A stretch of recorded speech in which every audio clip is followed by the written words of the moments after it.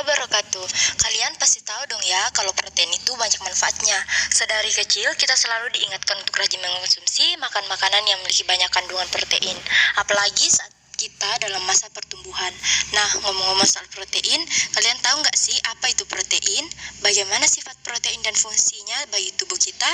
Nah, agar lebih paham, mari kita bahas satu persatu ya. Yang pertama, pengertian protein.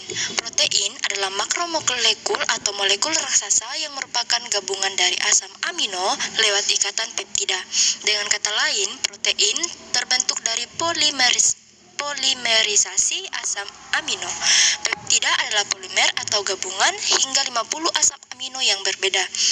Ikatan yang terjadi antar protein selain ikatan peptida antara asam amino dan penyusunnya, juga terjadi ikatan-ikatan yang lain. Misalnya, ikatan hidrogen yang terjadi pada gugus NH dan gugus min OH, serta ikatan disulfida SS yang menyokong terjadinya ikatan kompleks pada protein.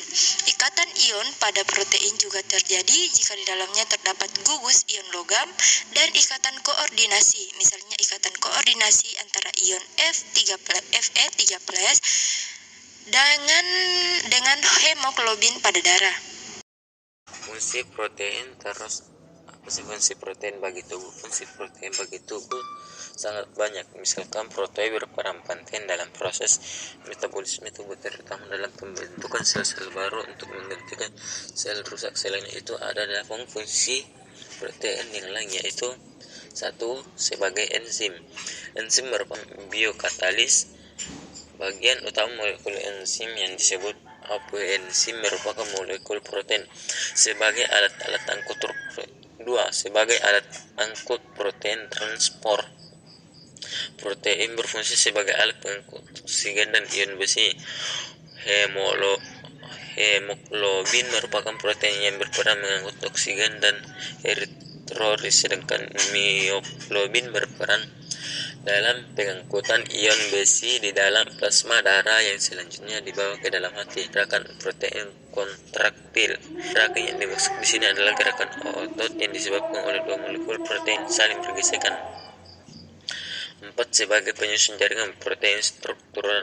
Protein berfungsi sebagai pelindung jaringan di bawahnya, misalnya keratin pada kulit dan lipoprotein yang menyusun membran sel. 5. Sebagai protein cadangan. Protein yang berfungsi sebagai cadangan makanan, misalnya kecambah dan ovalbumin, protein yang berada pada putih telur. 6. Sebagai antibodi. Protein antibodi. Protein berperan dalam melindungi tubuh dari mikroorganisme patogen. 7. Sebagai pengatur reaksi. Protein pengatur. Protein yang berfungsi sebagai pengatur reaksi di dalam tubuh, misalnya insulin yang berperan dalam mengubah glukosa menjadi glikogen. 8. Sebagai pengendali pertumbuhan. Protein bekerja sebagai penerima reseptor yang dapat mengatur fungsi sebagian DNA. Macam-macam struktur protein. Nah, protein itu memiliki struktur yang spesifik, guys. Struktur protein itu sesuai dengan aktivitas biologisnya. Dengan memperhatikan ikatan-ikatan yang terjadi pada protein, bisa disimpulkan bahwa struktur protein merupakan struktur yang kompleks. Struktur protein terdiri atas beberapa tingkatan loh, guys. Di antaranya adalah yang pertama, struktur primer, merupakan urutan asam amino yang menyusun protein. Antara asam amino satu dengan lainnya membentuk ikatan peptida melalui gugus karboksil dan gugus amina pada ujung-ujung asam amino. Contohnya adalah insulin sapi. Yang kedua adalah struktur sekunder. Struktur ini terbentuk dari ikatan hidrogen yang terjadi antara gugus-gugus amina dengan atom hidrogen pada rantai samping asam amino, sehingga membentuk lipatan-lipatan. Contohnya adalah struktur alfa helix dan struktur beta sheet. Terus, apa bedanya struktur alfa helix dan struktur beta sheet? A. Struktur alpha helix. Strukturnya berbentuk batang, dibentuk dari ikatan hidrogen antara atom H pada gugus amina dengan atom O pada gugus karbonil pada rantai polipeptida yang sama. Rantai polipeptida jadi terlipat dan menggulung seperti spiral. B. Struktur beta sheet. Distabilkan oleh ikatan hidrogen antara atom H dari gugus amina dengan atom O dari gugus karbonil pada rantai polipeptida yang berbeda. Bentuknya bisa searah atau paralel dan berlainan arah atau anti-paralel. Yang ketiga adalah struktur tersier, memperlihatkan bentuk tiga dimensi protein.